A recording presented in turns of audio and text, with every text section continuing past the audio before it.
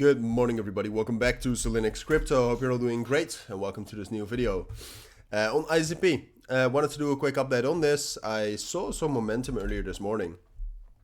I mean, if you look at the price, it doesn't necessarily look that way, but still, I do think that there's some potential. I mean, ICP at this moment, when we talk about it, it's technically still bearish. All right, what you see right now is that we're still trending down.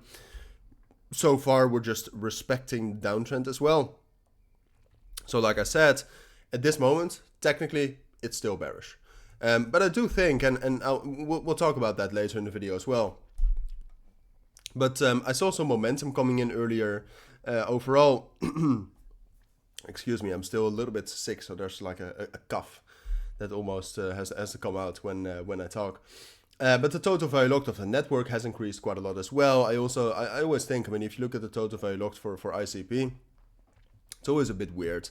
There's a lot of crashes, a lot of spikes, and there's something going on here which I cannot explain. But at this moment, it's relatively high, so we might get some momentum from that as well. And apart from that, even though it's much too early to really talk about that, what we saw earlier this morning, and that is relevant, all right? Because if you look at, which I'll tell you what is relevant in a moment.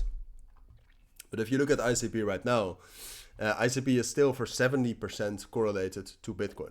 So if you want to know what ICP is doing, and especially also what it can do, you also need to know what Bitcoin is doing. All right, and Bitcoin was showing some momentum earlier this morning. Right now it has cooled down, but that could still continue. And if that continues, I think ICP has potential. And I'll tell you why. And that's also the key reason why I wanted to make a video on ICP. All right, so what you can see for ICP right now, and that's what I think is most interesting, is that the momentum right here is slowly building up. And this has been going on for for 24 hours now. That you can see that this open interest right here is slowly building up. Now, what does that mean? It doesn't necessarily mean anything. All right, except for the fact that volatility is coming, but it's not a guarantee that we're going to get bullish volatility.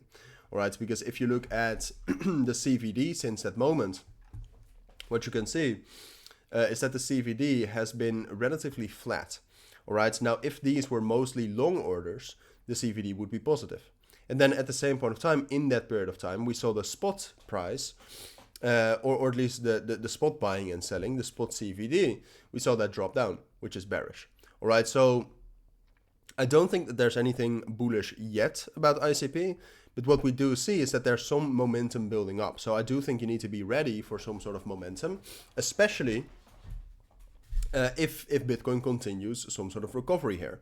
Because if Bitcoin continues that recovery, that means due to the correlation that ICP also gets some more bullish momentum. And what I think you need to watch is this level right here. All right, so if you zoom in, you have this very strong resistance level. It's 14.2 around that level. And there you have the trend line, you have the 200 EMA, and it's also historically, as you can see, very often a strong resistance level. So that's the main level I think you need to watch. All right, if the momentum continues to increase like this, and we also get some sort of further recovery from Bitcoin, then what can happen is that ICP breaks above that level. And if we can get a break above that level, so a real break above and a retest. All right, so if we can actually get a break above that level, just had a bit of a coughing attack, which hopefully I edited out. But if we can break above that level, that's interesting. All right, but like I said, for that to happen, we first of all need to see the momentum continue to increase, and we need a more bullish Bitcoin, a Bitcoin at least above 58,000. Right, but that's the main opportunity. If none of those things happen, so if we don't get more momentum, and if Bitcoin stays relatively quiet here, we'll just respect it as resistance and drop back down towards 12.5 and $12. I don't think necessarily we'll drop down much lower. But those are my thoughts. That's what I think you need to know for now. If you do have any questions, let me know. But for now, thank you for watching. Take care and bye.